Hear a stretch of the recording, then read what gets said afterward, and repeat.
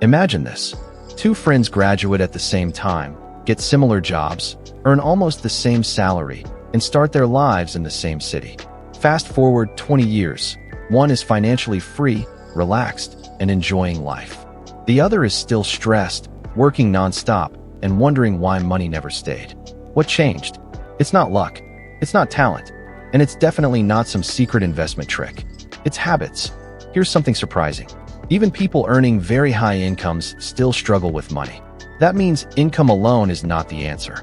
The real difference comes from how people use their money, not how much they make.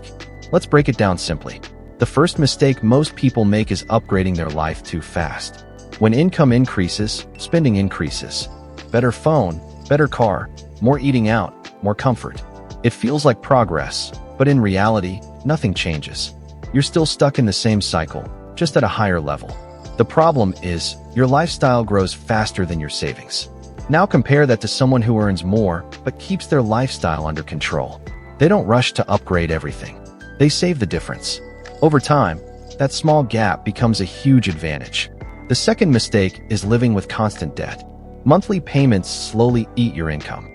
Car loans, credit cards, small loans, they don't look dangerous at first, but they reduce your freedom. Instead of building your future, your money goes into paying the past. A person without debt has more control, more choices, and more opportunities. That difference grows every single month. The third mistake is not knowing where money goes. Most people don't track anything. They just spend and hope it works out. Small daily expenses don't feel important, but together they quietly drain your money. Awareness changes everything. When you know where your money goes, you start making smarter decisions without even trying. Now let's talk about what actually works. First, start early, even with small amounts. Money grows with time. The earlier you start, the less effort you need later. Waiting feels easier, but it costs you the biggest advantage, time. Second, pay yourself first. Before spending anything, save a portion. Not what's left at the end, decide it at the start. This one habit alone can completely change your future.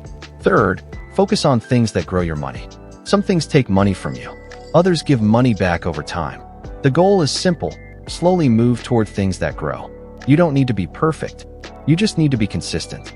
In the end, both people had the same starting point, same opportunities, same income, but one made small, smart decisions again and again. And that's what created the difference. Your future is not decided by how much you earn today. It's decided by what you do with it.